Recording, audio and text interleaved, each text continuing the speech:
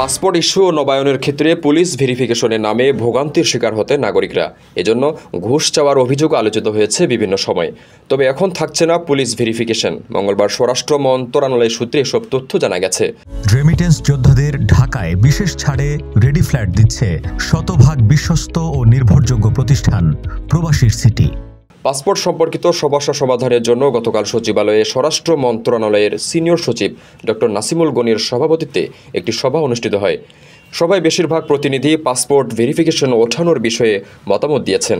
এখন থেকে পাসপোর্ট ইস্যুর ক্ষেত্রে জাতীয় পরিচয়পত্র ও জন্ম নিবন্ধনকে মূল ভিত্তি হিসেবে ধরা হবে। এ দুটি সঠিক থাকলে পাসপোর্ট ইস্যুতে কোনো বাধা থাকার কথা নয়।